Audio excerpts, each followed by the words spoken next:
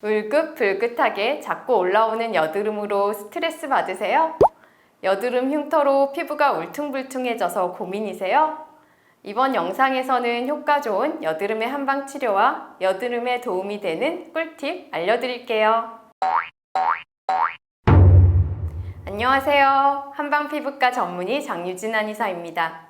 지난 영상에서 여드름의 발생 원인에 대해서 설명드렸는데요. 간단히 살펴보면 여드름은 피지 분비가 너무 많이 되어서 배출이 잘 되지 않거나 각질이 모낭을 막아서 피지 배출이 제대로 되지 않아서 발생을 해요. 청소년기에는 성호르몬의 영향으로 피지 분비가 많이 되어서 여드름이 잘 발생을 하고, 또 성인들도 스트레스, 수면 부족, 잘못된 식습관 등으로 호르몬 균형이 깨지거나 면역력 저하, 화장품의 부적절한 사용 등에 의해서 여드름 발생이 증가하고 있어요. 여드름이 발생하는 원인은 이렇게 다양한데요. 그래서 내 피부의 면역 체계를 튼튼하게 해서 자꾸 올라오는 여드름의 발생을 막는 것이 중요합니다.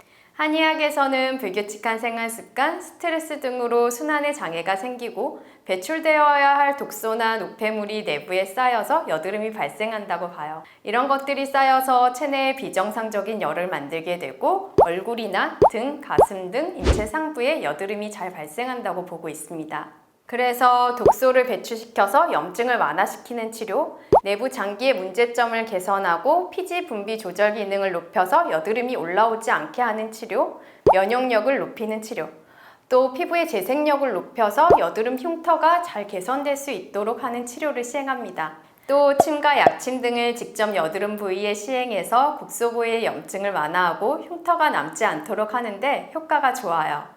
여드름은 적절한 치료와 함께 생활관리를 잘 해주시면 좋은데요. 여드름 관리 꿀팁 5가지를 알아볼게요.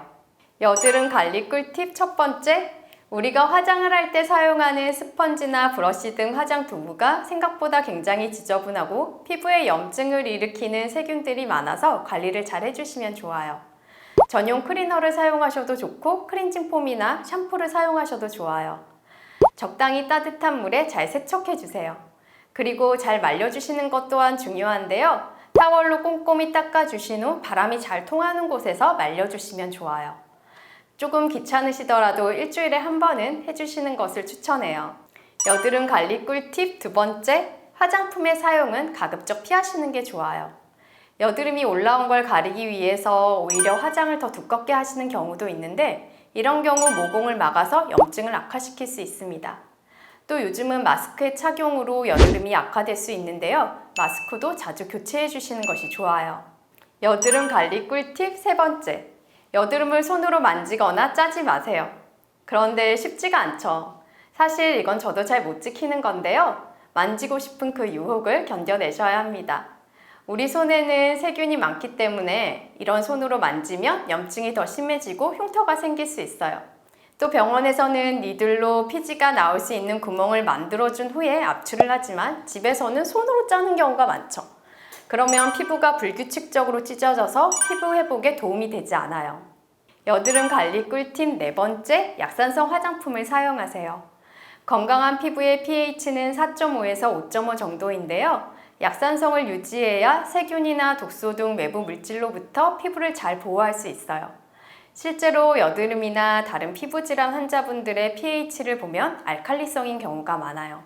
피부의 약산성을 위해서 해주시면 좋은 것이 약산성 화장품을 사용하시는 거예요.